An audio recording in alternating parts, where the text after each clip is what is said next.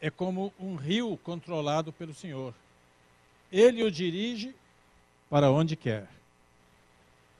Esse texto da palavra de Deus mostra uma verdade que os crentes costumam falar, não é? Sabe que nós crentes temos certas coisas que fica difícil para muitos que não são da igreja entenderem, não é?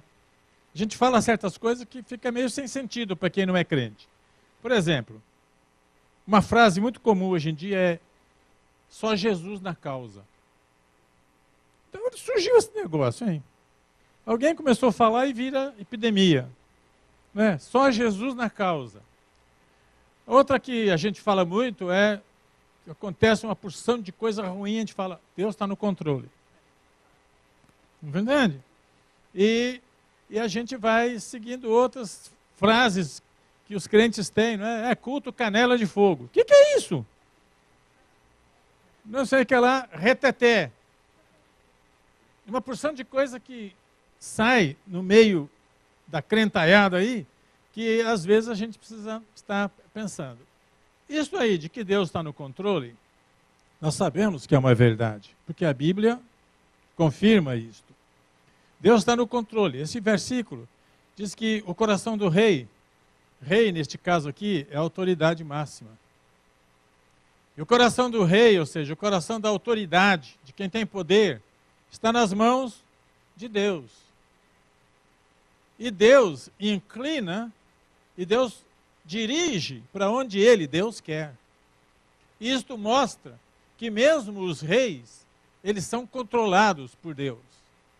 Muitas coisas que ocorrem, que a gente às vezes fica pensativo, por que que fez isso, por que que fez daquele jeito e não de outro? Nós, cristãos, devemos entender de que todas as coisas, elas estão ocorrendo para o propósito final que Deus tem. Para nós, às vezes, é muito difícil entender. Porque, desde que o mundo, antes mesmo que o mundo existisse, Deus, vamos dizer assim, desenhou um projeto maravilhoso. Todas essas crianças aí são um projeto de Deus. Parece que a gente não consegue ver isso, né? Mas é. Então Deus desenhou, Deus fez como um arquiteto, não é, que projeta a construção de uma ponte, de um prédio, assim Deus também fez um grande projeto. E esse projeto de Deus, ele é tremendo, ele é maravilhoso, tão grande, tão precioso, que a mente humana não consegue assimilar e entender. Agora, esse projeto de Deus tão precioso, ele, aos nossos olhos, né, quando a gente vê o que está acontecendo no mundo de hoje, parece que está tudo perdido. A impressão que passa hoje em dia é que quem controla tudo é o diabo. Porque parece que tudo está acontecendo do jeito que o diabo quer. A gente parece que nós, crentes, oramos e pregamos, mas parece que estamos malhando em ferro frio. Não acontece nada. A onda de pecado, a onda de erro, de mentira, de falsidade, de corrupção, continua crescendo. Há alguém que diz que Gomorra e Sodoma era melhor do que nós, do mundo de hoje. Então, nós vivemos numa época em que a impressão que passa é que quem controla tudo é Satanás. Porém, igreja, tem uma boa palavra para vocês. Não é isto o que a Escritura diz. A Escritura revela e afirma que quem está no controle é Deus. Amém? A Iraci tinha uma prima chamada Amélia. Esta Amélia era solista do coral da Igreja Sede em São Paulo. Tinha uma voz linda. E ela cantava muitos hinos. Mas o hino preferido, que todo mundo gostava que ela cantasse, era um hino que tinha o título, que é Deus tem o mundo em suas mãos. E ela cantava muito bonito. Deus tem o mundo em suas mãos. Olha aqui. Que é o mundo. Esse é o planeta que nós vivemos, gente. ela cantava que Deus tem o mundo em suas mãos. Ou seja, Deus está no controle de todas as coisas que acontecem neste mundo. Parece que é o diabo, mas a verdade é que não é o Satanás. É Deus quem tem o mundo em suas mãos. Aqui entra a questão da soberania de Deus. A soberania de Deus é algo até difícil de entender, porque a soberania de Deus revela que todas as coisas acontecem com o consentimento de Deus. Nada ocorre. Na linguagem bíblica, uma folha não cai da árvore se não for porque Deus designou que fosse assim. Todas as coisas que acontecem estão no controle de Deus. Deus é soberano.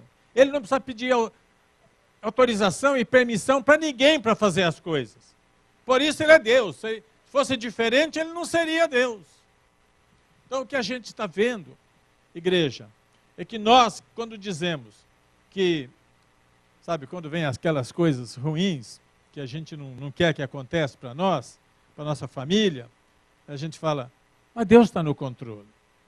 Aí quando vem aquela situação que você está bem de vida, mas de repente dá uma reviravolta aí nas finanças, e tudo que você tinha, você perde quase que instantaneamente, você não tem o que falar e você fala, Deus está no controle. Mas muitas vezes a gente fala isto só para repetir o que os outros falam. Mas a gente não está refletindo e pensando de que isso é uma verdade. Porque está contra nós. É duro você dizer que Deus está no controle quando você perde tudo. Quantas vezes a gente se vê numa situação de perda total?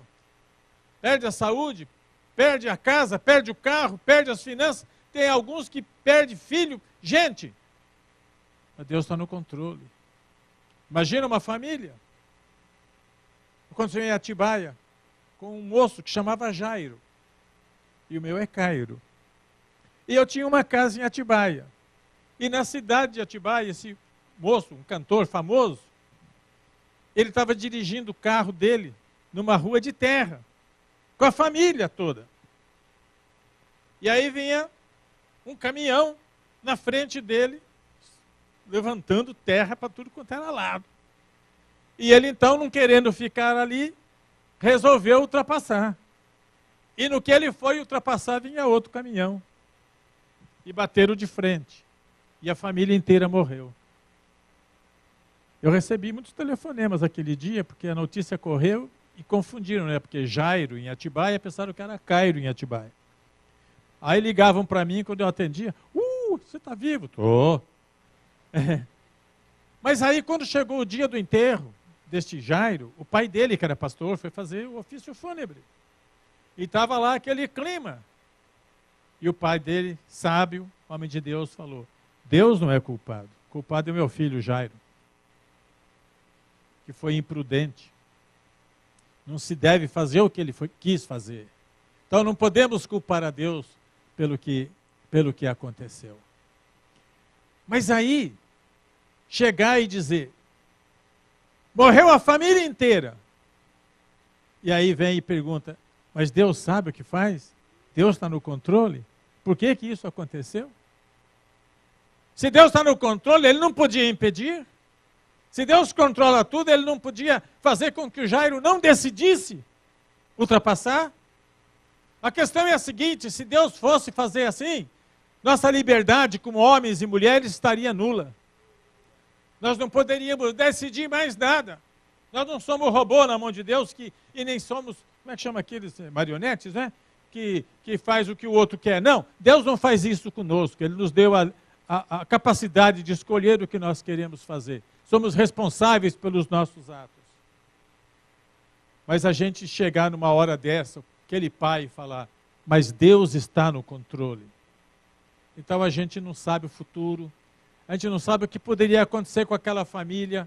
Uma coisa é certa, a Bíblia fala que o coração do rei, da autoridade, os poderosos, tudo está nas mãos de Deus, e Deus inclina, Deus leva para o lado que Ele, Deus, quer. Vocês creem nisto? Amém? Se nós temos esta crença de verdade no nosso coração, na nossa cabeça, isso vai nos ajudar muito na nossa caminhada cristã. Nós estamos numa caminhada longa, gente. Nossa corrida não é de 100 metros rasos, não. Nossa corrida é uma maratona. É longa, cansa, falta ar no pulmão, dói os músculos da perna. Mas nós temos que chegar na fita de chegada, gente. E eu gosto sempre de dizer o seguinte, nessa nossa corrida espiritual, essa grande corrida da fé que nós temos, eu gosto sempre de enfatizar isso. Ganha não é só quem chega em primeiro lugar. Isso é a corrida do século aqui. Maratona de Boston. Sai correndo umas, não sei quantas mil pessoas que começam a corrida. Mas quando chega no fim, o primeiro que chega é o que recebe a coroa da vitória e a câmera só focaliza nele. O segundo, o terceiro mal aparece. Os últimos, então, na corrida do mundo, na corrida secular, só o primeiro é que ganha, que é chamado vencedor. Na corrida espiritual, ganha quem chega lá no fim. Então, todos nós vamos ganhar, porque nós vamos permanecer até o fim, amém? Então, vejam bem, é necessário chegar lá no fim. Todos que chegarem lá são vencedores. E nós somos campeões, porque Jesus vai nos levar até lá. Agora, nesta corrida que nós temos, nesta corrida de fé, nós temos que ter esta convicção de que Deus controla todas as coisas. No livro de Daniel, no capítulo 2, versículo 21 e 22, está escrito uma coisa interessante. Deus muda as épocas e as estações. Agora, olha esta aqui, eu vou enfatizar aqui. Destrona reis e os estabelece. Quer dizer, destrona quer dizer Deus quem tira os reis. Então vocês pensam que foram os deputados que tiraram a Dilma? Estão entendendo? Há uma mão poderosa atrás ali funcionando, gente. Com propósitos eternos, do mundo que a gente não vê. Mas que é o que rege geralmente o que acontece aqui. Nós vamos ter que votar aqui para presidente aqui dos Estados Unidos. Nós temos uma candidata e um candidato. O Donald Trump e a Hillary Clinton. Aqui, mamma mia, está entre o ruim e o pior. Vai ser duro, gente. Vai ser duro. Mas um deles vai acabar sendo presidente. E aí a gente vai pensar, não, fomos nós que elegemos. Bom, nós fomos usados por Deus para colocar os nossos votos naquele que Deus destinou que seria o presidente. Porque Deus vai trabalhar do jeito que Ele precisa com a pessoa que vai ser eleita. Vejam bem, quando Jesus nasceu, tinha lá um homem chamado Herodes. Este Herodes era cruel. Ele era um homem que não vacilou em dar uma ordem para mandar matar todas as crianças com menos de 2 anos de idade, todos os meninos. Então precisava ter alguém com este instinto de crueldade ali, para que se cumprisse o que estava escrito no Velho Testamento. Então o que é que Deus faz? Deus permite que este homem cruel chegue ao poder. Porque quando Jesus nasceu, era preciso que alguém desse aquela ordem, aquele homem foi usado. Então Deus tem propósito que nós não entendemos. E Deus está trabalhando para que essas coisas aconteçam do jeito que elas precisam acontecer. Por quê? Porque Deus tem um projeto cujo final vai ser bênção, vai ser maravilha para todos aqueles que creem, para todos aqueles que confiam em Jesus Cristo.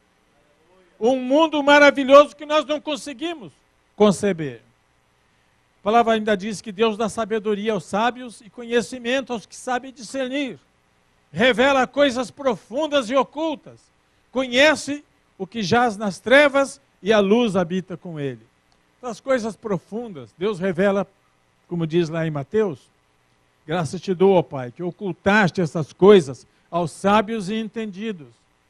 Sábios e entendidos que não creem, que não discernem as coisas espirituais. Mas Jesus disse, mas tu as revelastes aos pequeninos, aos humildes.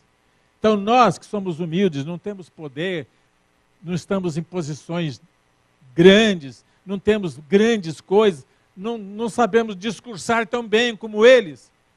Mas foi a nós que Deus se agradou de revelar estas coisas que nós estamos recebendo, coisas do futuro, coisas que vão acontecer para este planeta, escrito no livro de Apocalipse e Daniel, para quem lê e discernir, é uma coisa maravilhosa.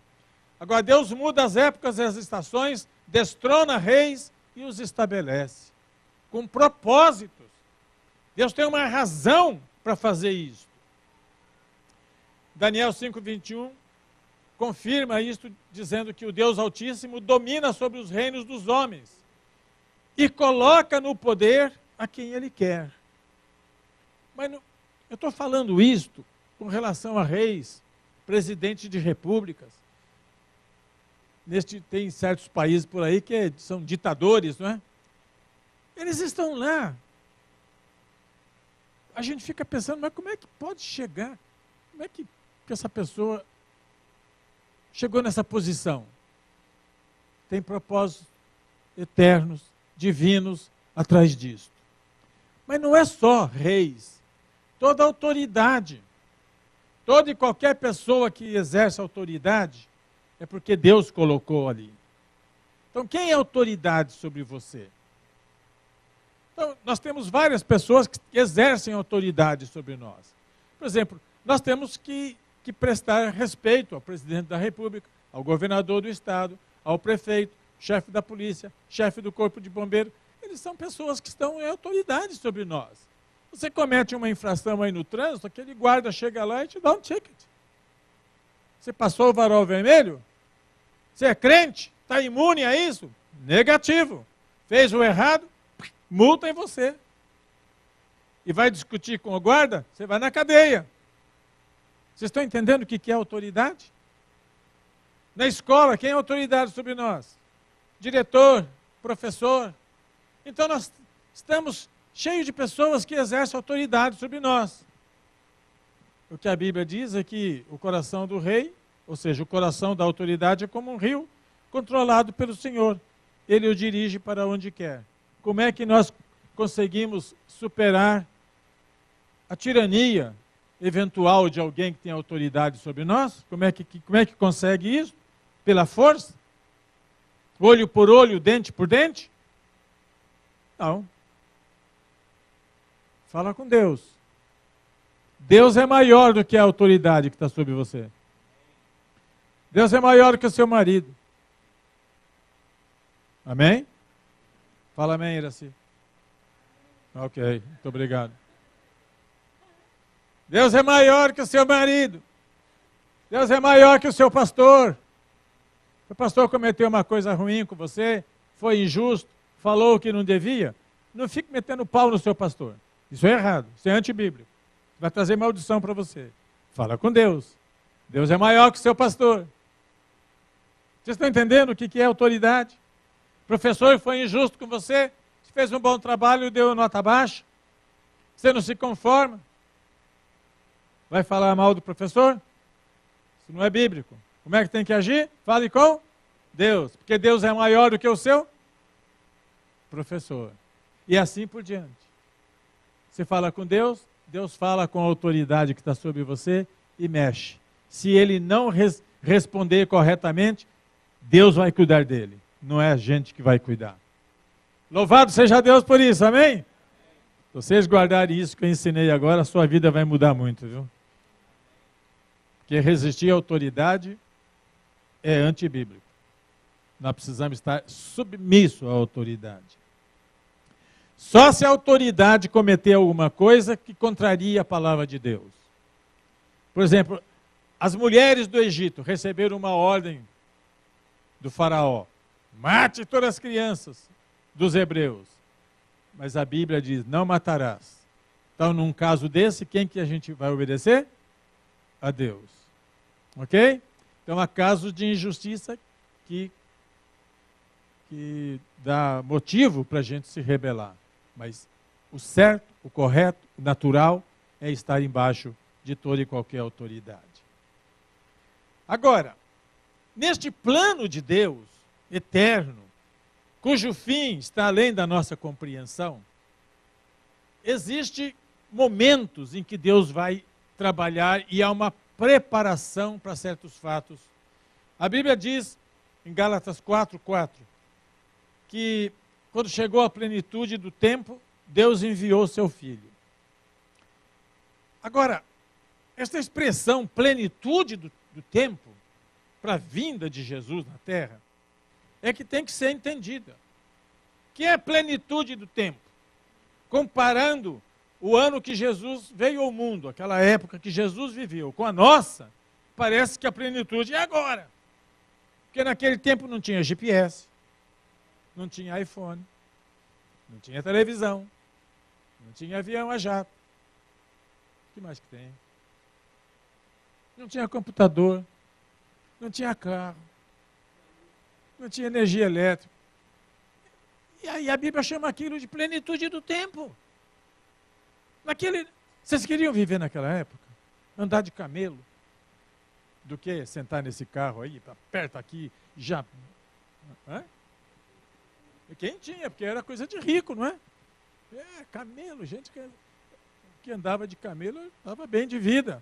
Agora, aquelas caminhadas longas, rua cheia de poeira, doenças que não tinha cura, muitas doenças. Gente, e isto era a época que Jesus nasceu e a Bíblia chama plenitude do tempo. Por quê? Porque Jesus veio ao mundo na época certinha para aquilo que ele precisava fazer. O mundo estava preparado para Jesus chegar e pregar a mensagem dele. E a mensagem ser ouvida, porque naquele tempo era importante. Era importante ficar ouvindo o que os outros tinham para transmitir. Quando os apóstolos saíram para todas as partes do mundo pregando o evangelho, não tinha problema de idioma. Por quê? Porque em todo lugar se falava um só idioma. Naquela época, podia viajar com segurança pelas estradas, porque tinha um exército romano que dava segurança. Então o mundo estava preparado para vir Jesus e para a exposição do evangelho. Agora, preste atenção. O mundo de hoje, com todo esse aparato eletrônico que eu estou falando, é a preparação para a vinda do anticristo. O mundo de hoje está assim porque está chegando a hora, gente. Está chegando o momento da trombeta tocar e os mortos ressuscitarem e os que estão vivos serem transformados para subirem. Está chegando esta hora. A plenitude do tempo para o anticristo chegar.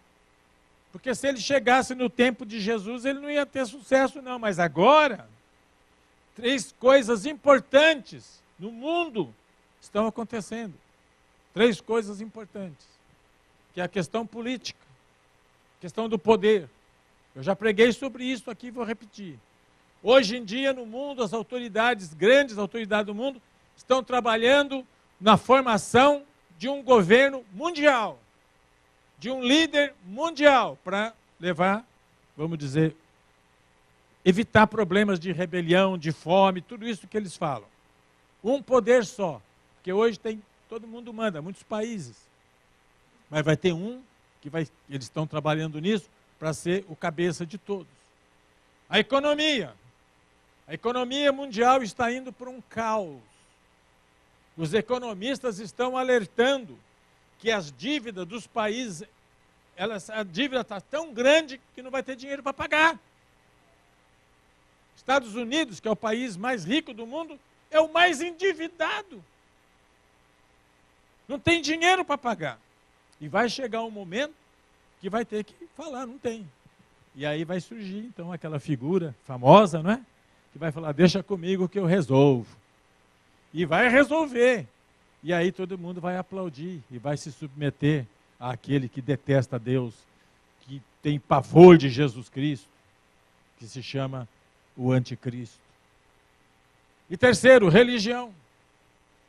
Neste plano mundial que eles estão trabalhando, existe um assunto que vai ser incrível. Eles querem que haja uma só religião no mundo. Isso vai ser impossível, gente. Porque nós crentes não vamos querer nos sujeitar a seguir uma religião, vamos dizer, muçulmana. Em vez de fazer oração para Jesus, ficar Alá. Mas eles também não vão aceitar a nós. Uma só religião no mundo. Porque eles dizem que o que cria guerra no mundo são as religiões.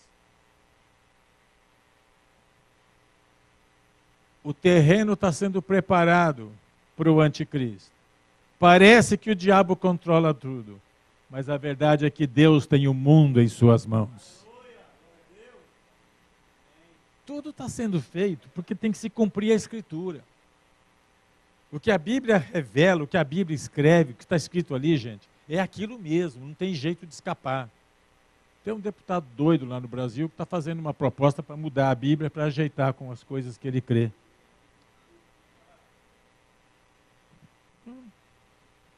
Um idiota, né? Agora, nós vivemos nesta época que eu falei sobre a questão mundial deste planeta que Deus preparou para nós.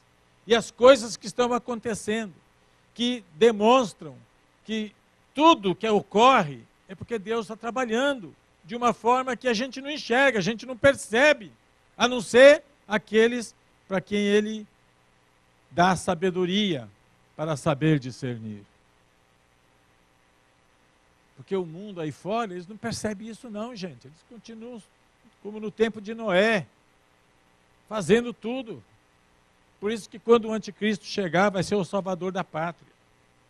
Agora, vamos pegar isso tudo e trazer para nós, particularmente como indivíduos, como pessoas. O que acontece? Deus tem o mundo em suas mãos.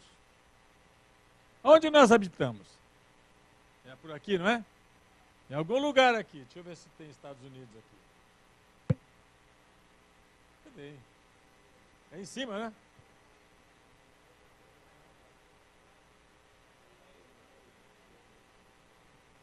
Achei aqui.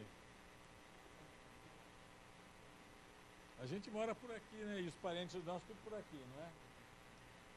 Nós moramos aqui. Deus tem o mundo em suas mãos. Então, se nós estamos aqui, a nossa vida está nas mãos de Deus. Você crê nisso, gente? Você crê mesmo que Deus cuida de você? Mas nós somos um grãozinho de areia na praia. Insignificante. Apesar de nós sermos insignificantes, a gente percebe como naquele caso do cego de Jericó, que era um cego e além de ser cego, ele pedia esmola. É uma pessoa considerada socialmente sem valor. E Jesus estava andando com a multidão. E aquele cego começou a gritar: Jesus, filho de Davi, tem misericórdia de mim.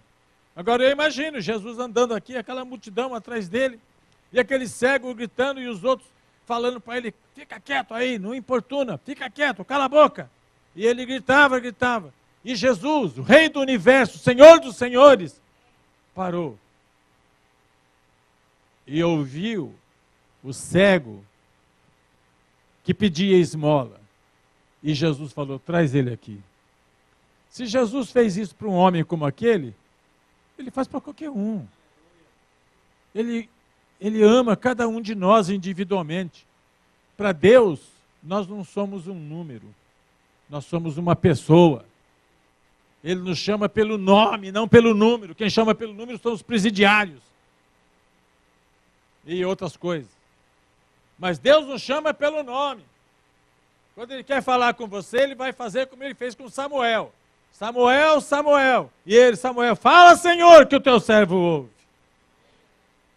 Quando ele chegou lá, Moisés, lá no monte, Deus falou com ele, chamava pelo nome. Deus chama você pelo nome também, você tem um nome, Deus te chama pelo nome. Agora aí vem umas coisas meio interessantes. Se nós estamos na mão de Deus, Ele cuida de nós, e a gente canta hinos, e a gente vê livros escritos sobre isto, tantas coisas enfatizando o cuidado que Deus tem por nós. E, no entanto, continua acontecendo coisa ruim para a gente. Será que Deus perdeu a força? Será que Deus não tem mais poder? Será que o diabo ganhou dele? Gente, eu tenho às vezes fico pensando umas coisas que às vezes eu chego e falo, não é? Como eu vou falar agora. Que é o seguinte, minha mãe está com 95 anos de idade, vocês sabem, não é? Vai fazer 96 daqui um mês. Hoje é dia 5. Daqui um mês ela faz 96. Há pouco tempo, aí vocês sabem que ela passou muito mal ali na Flórida e minhas irmãs falaram, vai morrer aqui. Nada, a velhinha está fazendo de tudo lá em casa de novo. Mas vai chegar uma hora que ela vai morrer. Vai chegar um momento que Deus vai recolher. E eu fico pensando, se Deus fosse responder todas as orações que os crentes fazem, mesmo os crentes crentão mesmo, aqueles que têm fé, se Deus respondesse todas as orações dos crentes, nenhum crente morria. Paulo, apóstolo, estaria hoje com 2000 anos de idade. Pedro também. Ninguém morria. Por quê? Porque basta alguém ficar doente que corre pelo Facebook, por tudo quanto é lado, ore, a gente ora para quê? Para morrer? Não, é para sarar. Mas chega uma hora que parou, não cura mais, leva, morre. Porque a Bíblia diz que o homem está destinado a morrer uma só vez. E depois disso, ele vai enfrentar o juízo. O que significa isso? Que o homem vai morrer. Chega uma hora que no projeto de Deus é melhor recolher. Porque para Deus não morre. Ok? Morre para nós. Mas para Deus não. Porque para nós, a gente fala que morreu porque o corpo nosso desaparece, não é? É cremado ou é enterrado e morreu. Mas o verdadeiro ser humano, o verdadeiro homem, não morre, porque é só o corpo que vai para a sepultura. Mas o espírito permanece. A Bíblia diz que o espírito volta para Deus. De modo que, no plano de Satanás, a morte era o fim. Acabou. Morreu, acabou tudo. Mas no plano de Deus, não. Porque no plano de Deus é o seguinte: morre. Todos vão morrer. Mas no plano de Deus existe uma palavra que não está no dicionário de Satanás. No dicionário de Satanás não consta a palavra ressurreição. Mas no plano de Deus existe. Então nós não precisamos ter medo da morte. Morte é promoção. Por quê?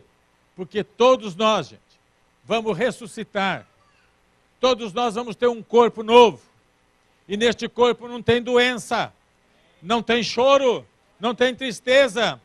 Olha, a pessoa morre aqui aleijado. Quando está lá, já tem as duas pernas de novo. Morre cego e quando chega lá, está enxergando tudo colorido. Nossa vida é maravilhosa porque Jesus tem um plano diferente do que aquele que Satanás pensava para nós.